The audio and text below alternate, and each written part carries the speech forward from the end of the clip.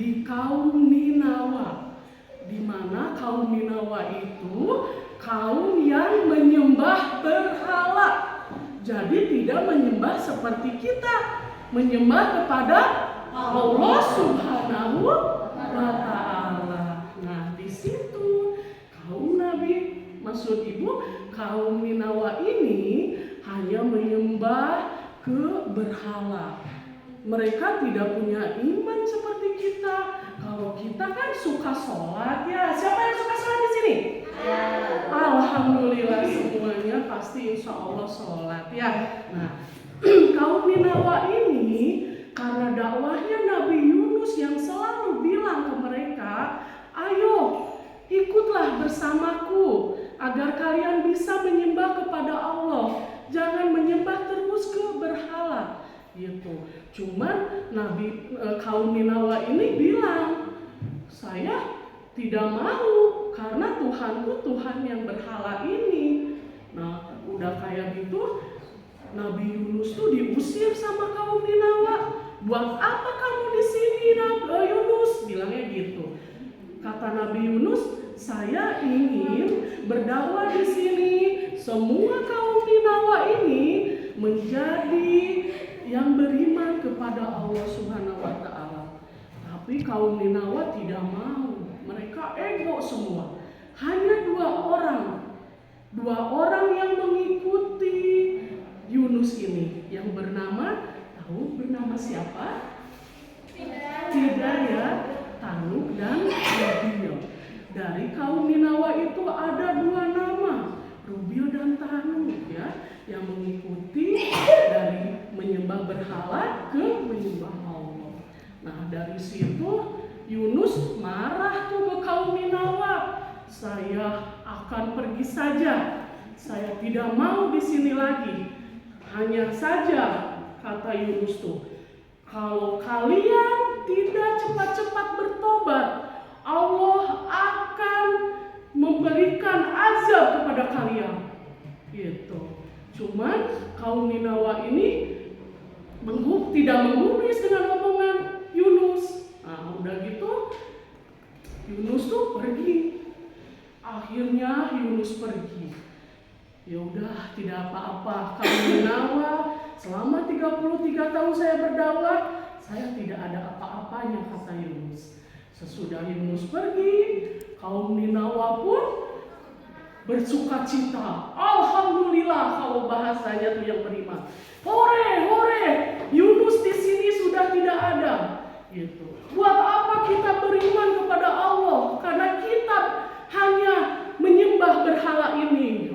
Udah gitu, si kaumnya tuh pergi begitu saja bersama kaum Ninawa semua.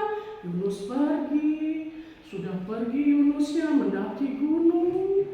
Ya, siapa yang bisa nyanyi naik ke puncak gunung di sini? Aku boleh naik dulu. Nah, Yunusnya tuh naik ke puncak gunung. Naik ke puncak gunung tinggi sekali. Nah, udah gitu, mau nyanyi lagi? Nanti ya, kalau udah Ibu bercerita boleh kita nyanyi lagi. Nah, sesudah itu kita teruskan lagi ceritanya. Yunus itu pergi sampai tidak lelahnya, tahu-tahu Yunus udah di depan pantai itu. Sesudah di pantai itu ada kapal besar yang banyak orang-orangnya tidak tahu mau kemana. Nah, Yunus bilang ke nakodanya, bolehkah saya ikut dengan kapal Anda? Katanya gitu, kata Yunus. Terus kata nakodanya, boleh. Hanya saja di sini banyak sekali yang ikut ke kapal kami. Tidak apa-apa, kata Yunus. Naiklah Yunus ke kapal yang besar itu. Nah, sesudah itu Yunus naik ke kapal yang besar, yang penuh ya. Nah, sesudah naik ke kapal, disitulah datang gelombang yang sangat besar sekali. Besar, angin topan berdatangan menghembus kapal-kapal itu. Nah, sesudah itu nakodanya bilang, kenapa ini terjadi?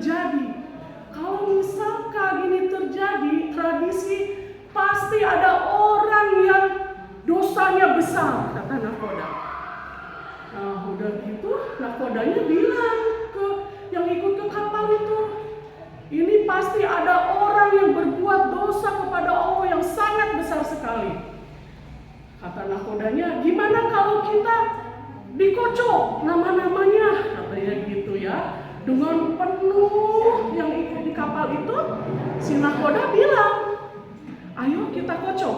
Kalau sampaikan ada yang berbuat dosa, maka kita akan lemparkan ke laut. Bilangnya gitu kata nakoda ini. Sudah, kita mulai itu pengocokan seperti arisan ya, kocokan gitu ya, nama ya. Nah, dikocoklah namanya semua.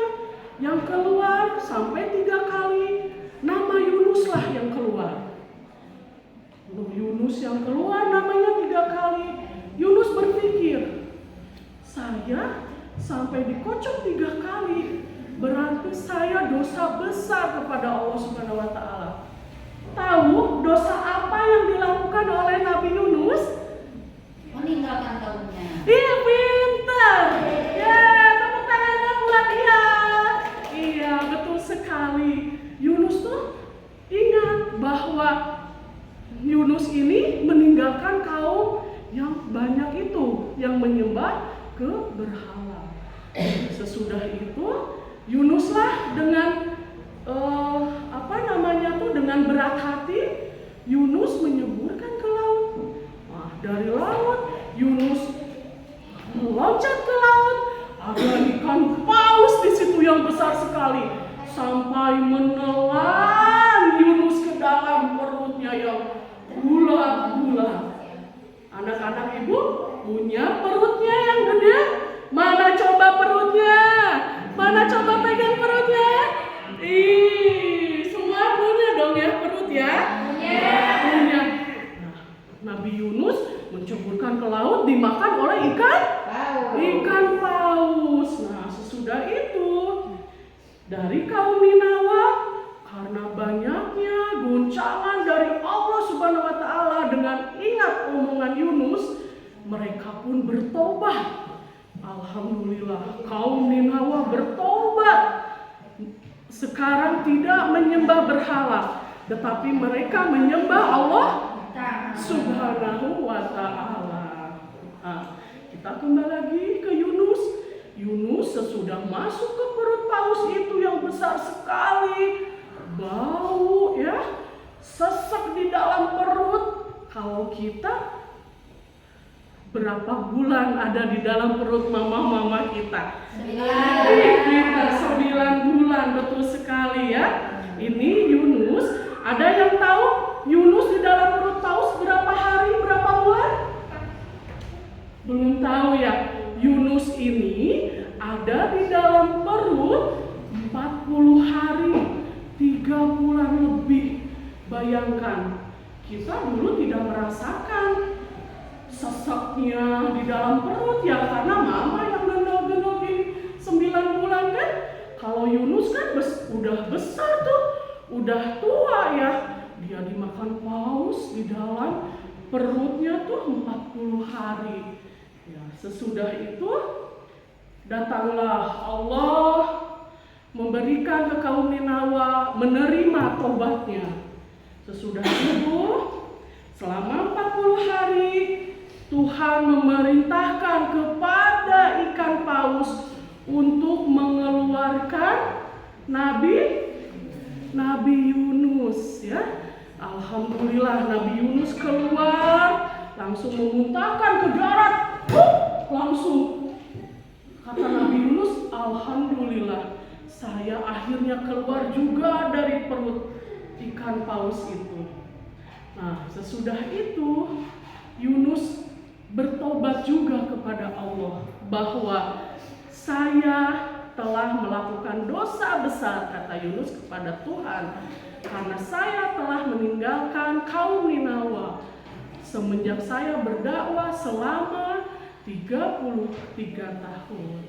Nah, maka dari itu anak-anak ibu jangan lupa dan jangan putus asa satupun ya. Kalau kita bersalah kita minta maaf, ya. Kalau Allah mengasih cobaan, kita tidak boleh